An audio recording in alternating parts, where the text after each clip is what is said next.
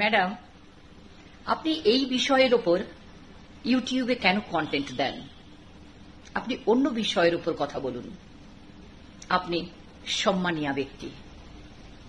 কেউ কেউ এমন মন্তব্য করে, সেটা পড়লে আমাদের খারাপ লাগে, লজ্জা করে। Welcome to MT blog. আশা করি আপনারা সকলে ভালো আছেন। হ্যাঁ, আমিও খুব ভালো রয়েছি। এই যে কথাগুলো আমি বললাম, সেটা আমাকে সম্মান করে এমন একজনের কথা আমাকে দিদি বলে সম্বোধন করেছেন। এই ধরনের মন্তব্য এই প্রথম কিন্তু আমি পাইনি, এর আগেও আমি পেয়েছি। কেউ বা আমাকে সম্মান করে বলে, কেউ তির্যকভাবে বলে।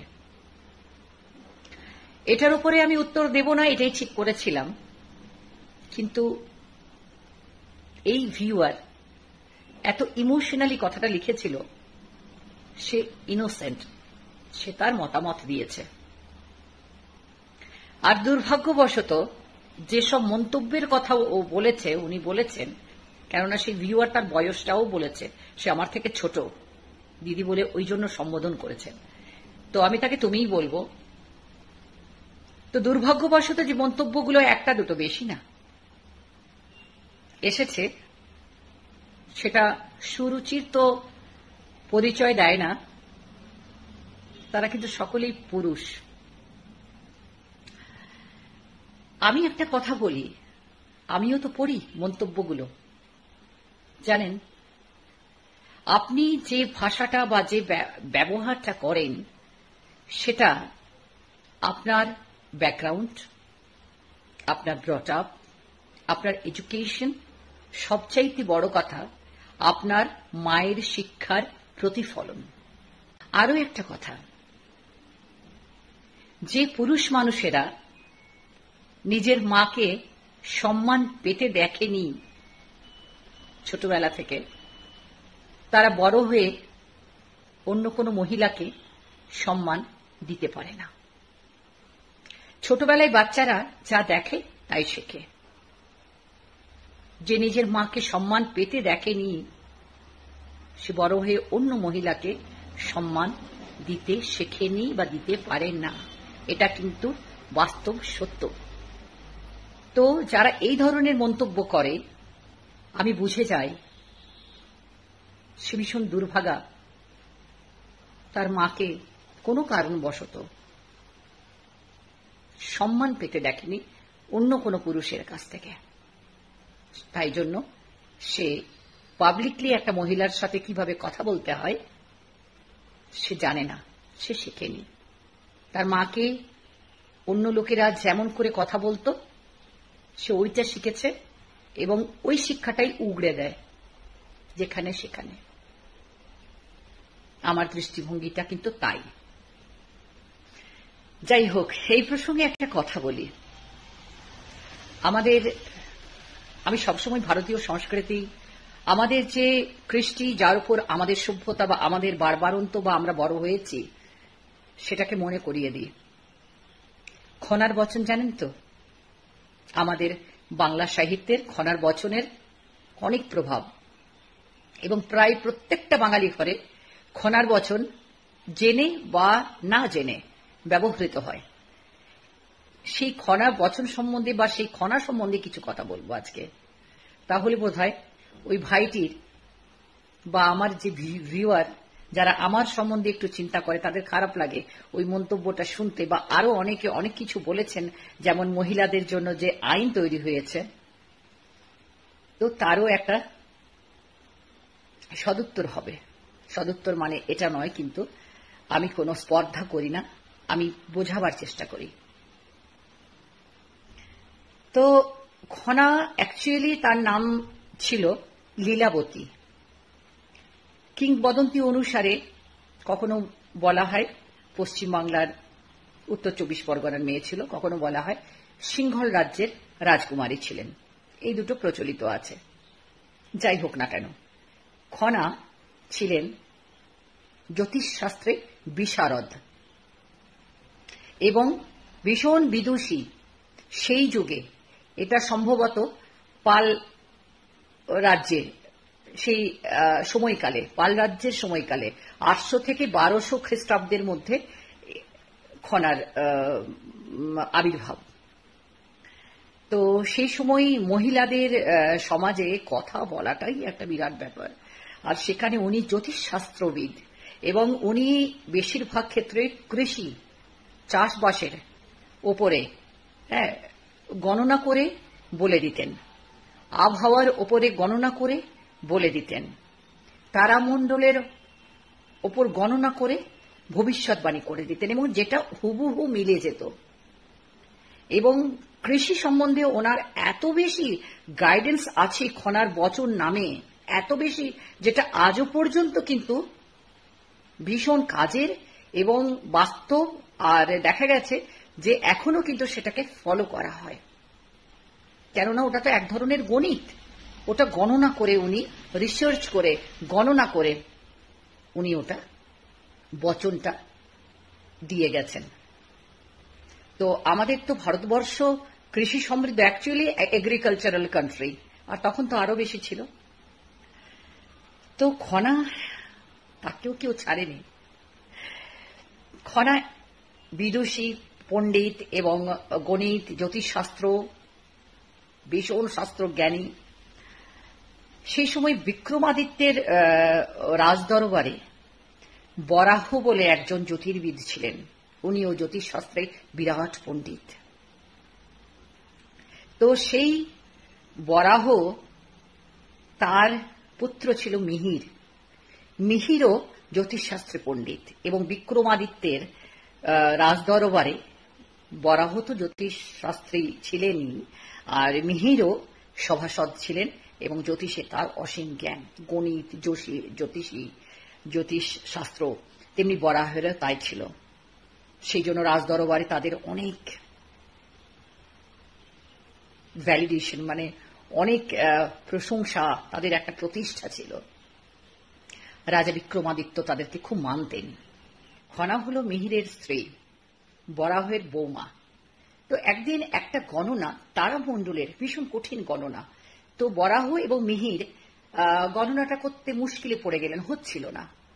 সেই সময় খনা ওইটি গণনা করে সেটির পূর্বাভাস দেন। এটা আবহাওয়ার উপর ছিল, পূর্বাভাস দেন এবং যেটা হুবহু মিলে যায় এবং তার ফলে কৃষকেরা অনেক লাভান্বিত হয়। বিক্রমাদিত্য ভীষণ খুশি হন, কেননা রাজত্ব তার, কৃষক তার, এবং ওখান থেকে যে রাজস্বটা ওঠে তাতেই তো রাজা হয়, রাজার রাজকোষ বাড়ে। তো এত খুশি হয়েছিলেন খনার গণনাতে যে খনাকে উনি নিজের রাজদরবারে 10ম সভাসদ করেন, 10ম রত্ন, এই আখ্যাটা উনি দেন, 10ম রত্ন। এবার খনার তখন কিন্তু লীলাবতী, তো তার চারিদিকে নাম ছড়িয়ে যায়, ভীষণ ভালো জ্যোতিষী। বরাহ এবং মিহিরের আস্তে আস্তে প্রতিষ্ঠাতে একটু তো ছায়া পড়ে, খনার সেই সূর্যের মতো যে প্রসিদ্ধি, তার ছায়া, যেটা বরাহ এবং মিহির দুজনেরই খুব খারাপ লাগে। পুরুষ শাসিত সমাজ, সেদিনও খনারও কিন্তু ক্ষমা হয়নি। তো বাড়িতেই ষড়যন্ত্র করে এবং শ্বশুর মশাইয়েরই ষড়যন্ত্রে, কথিত, সবটাই কথিত বলছি, আমাদের প্রচলিত লোকগাথায় কথিত যে আছে তার ভিত্তিতে আজকে বলছি। শ্বশুর মশাইয়ের প্ররোচনায় স্বামী মিহির খনার জিভটা কেটে দেয়। জিভটা কেটে দিলে ভবিষ্যৎবাণী করতে পারবে না, প্রশংসা হবে না, নামডাক হবে না, নিজেদের যে প্রতিষ্ঠা তার উপরেও কোনো আঁচ আসবে না। জিভটা কেটে দিল।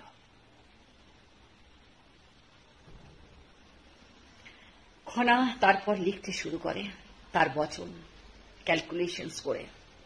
কিছু বচন আপনাদেরকে শোনাবো। তো থেমে থাকেনি। সেই দিনেও কিন্তু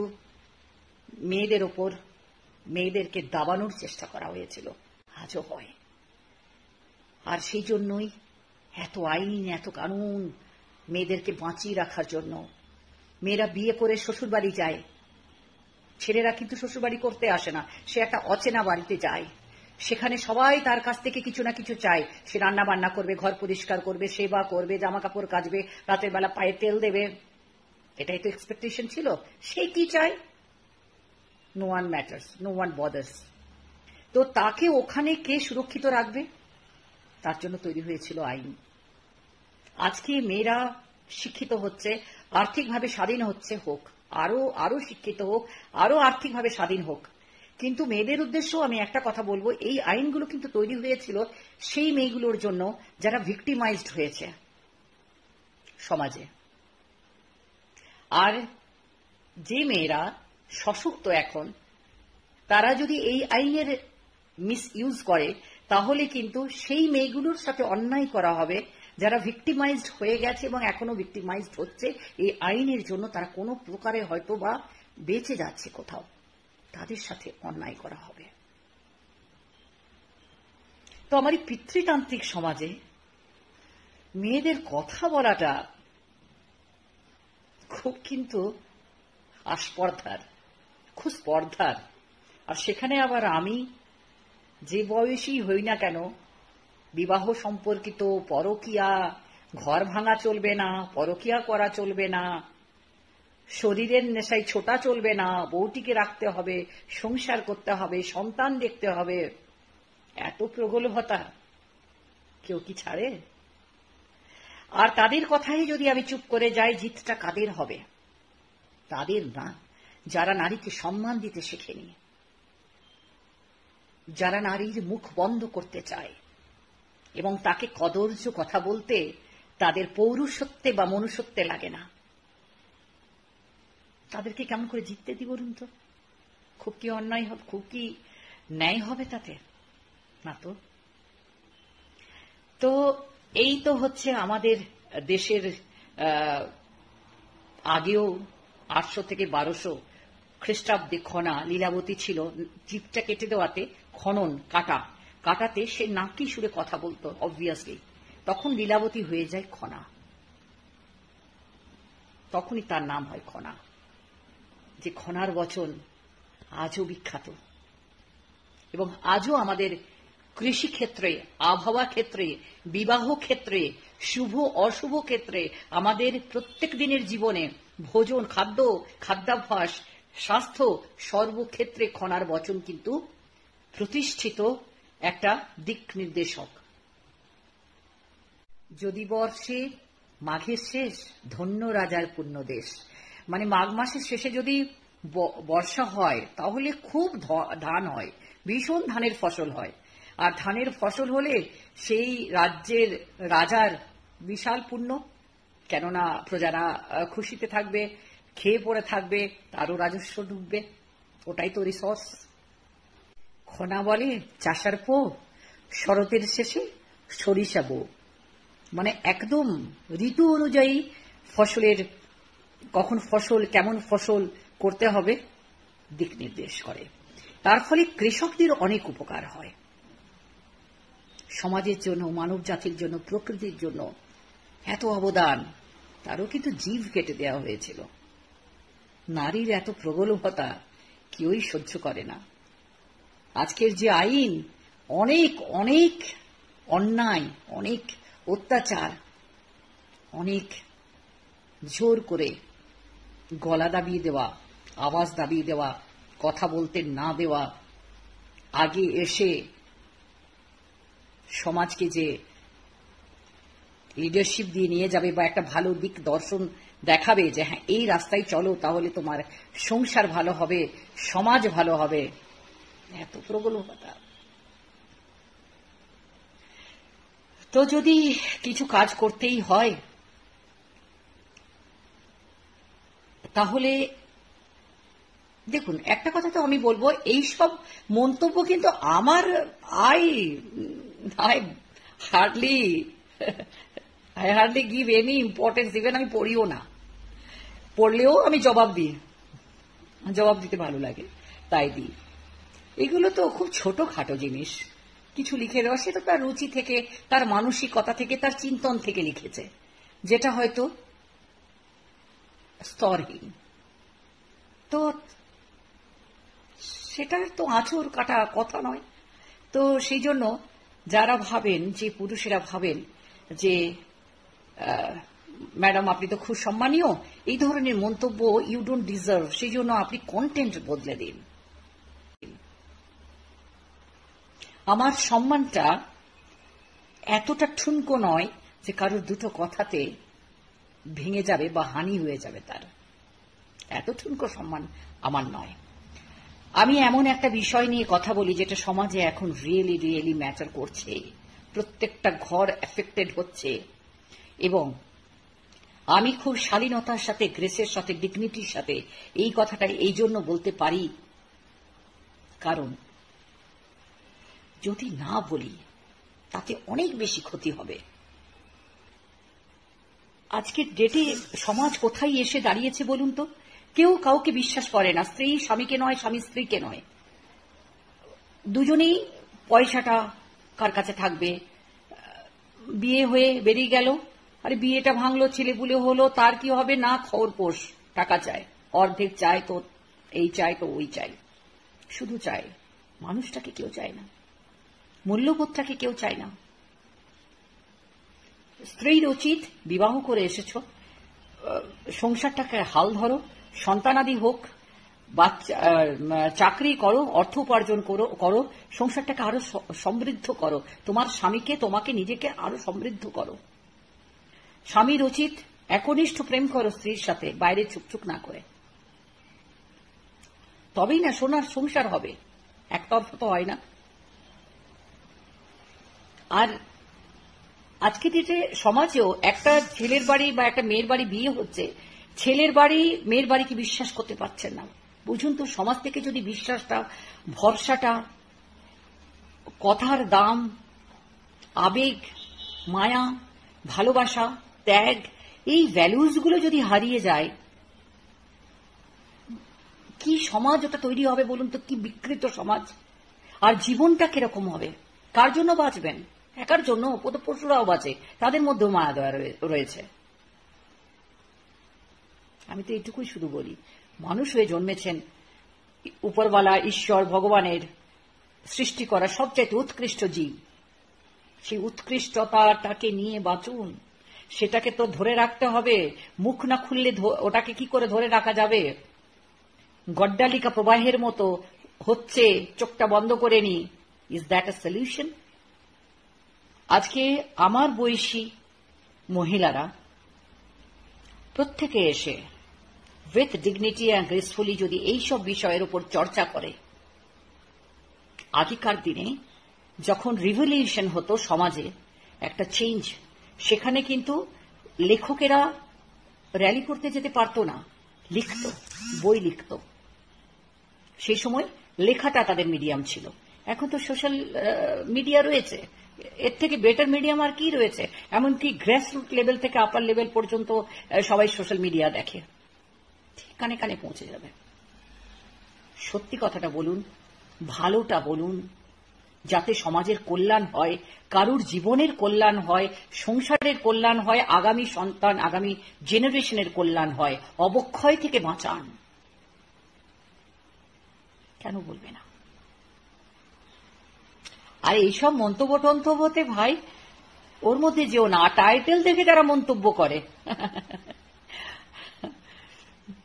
তারা তো মানে কি বলবো, ভেতরে, ভিডিওটার ভেতরে যান, দেখুন, হিরে, মানিক, চুনি, সমস্ত রত্নে ভরপুর। আপনি কেমন জহুরি, হিরে তুলছেন না, সোনা তুলছেন না, চুনি তুলছেন না, পান্না তুলছেন না, পোখরা তুলছেন না। বাইরের শ্যাওলাধারা ওই টাইটেলটা দেখে আপনিও একটা স্লিপ করে যাচ্ছেন আর কিছু একটা কমেন্ট করে যাচ্ছেন। ওটাতে স্লিপ করলে চলবে না, ভিডিওটি দেখুন।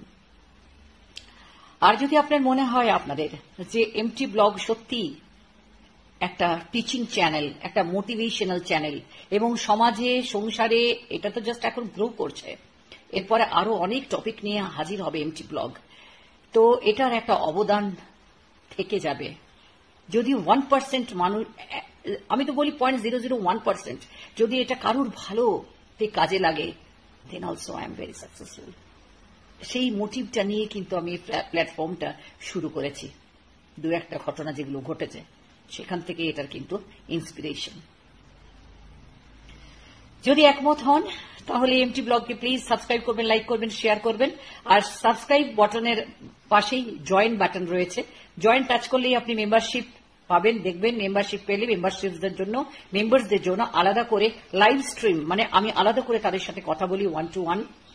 আর রয়েছে তাদের জন্য স্পেশাল ব্লগস, স্পেশাল শর্টস, যেগুলো পাবলিকরা দেখতে পায় না, তাদের জন্য রয়েছে, তারা সেটা সুবিধা উপভোগ করবেন। আর রয়েছে সুপার থ্যাঙ্কস, অনেকে লিখে দিচ্ছে সুপার থ্যাঙ্কস, না, ওখানে একটা দেখবেন সিম্বলিক আছে সুপার থ্যাঙ্কস দেওয়ার। যদি সুপার থ্যাঙ্কস দেন তাহলে ইউটিউব থেকে আপনি পাবেন ব্যাজ এবং আপনি পাবেন ইমোজি। তাহলে আজকে এখানেই থাক, চলি, bye bye, tata, see you.